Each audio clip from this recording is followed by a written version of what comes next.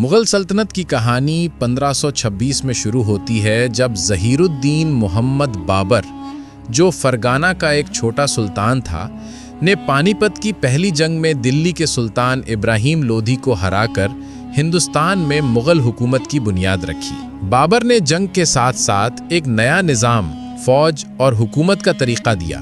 اس کے بعد اس کا بیٹا ہمایوں تاج پر بیٹھا، لیکن اس کا دور مشکل تھا کیونکہ شیر شاہ سوری نے اسے ہرا کر مغلوں کو تختہ سے اتار دیا، مگر ہمایوں نے ہمت اور صبر سے اپنی حکومت واپس حاصل کی۔ پھر آیا اس کا بیٹا اکبر، جو مغل امپائر کا سب سے عظیم بادشاہ ثابت ہوا۔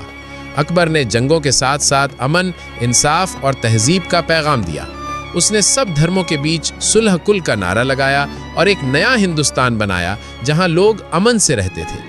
اس کے دور میں آرٹ، کلچر اور آرکیٹیکچر نے نئی بلندیاں چھوئیں۔ فتح پور سیکری اور آگرہ فورٹ اس کی وراثت ہے۔ اکبر کے بعد جہانگیر نے حکومت سنبھالی، جسے عدل اور کلا سے پیار تھا، جبکہ شاہ جہاں نے تاج محل جیسی حسین عمارتیں بنا کر مغل شان کو دنیا بھر میں مشہور کر دیا۔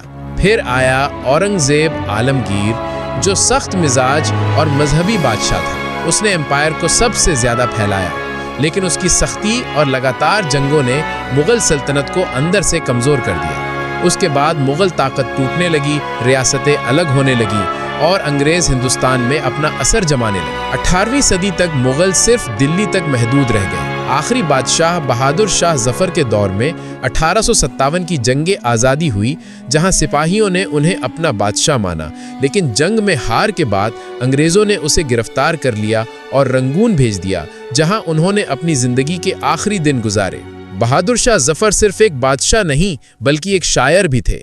ان کے الفاظ تھے، لگتا نہیں ہے دل میرا اجرے دیار میں، جو ان کے دکھ اور مغل دار کے زوال کو بیان کرتے ہیں۔ اس طرح ایک عظیم سلطنت کا سفر ختم ہوا، لیکن مغلوں کی وراثت، ان کی عمارتیں، ان کی تہذیب اور ان کا اثر آج بھی ہندوستان کے ہر کونے میں محسوس ہوتا ہے، تاج محل سے لے کر لال قلعہ تک اور اردو زبان سے لے کر ہماری روح تک۔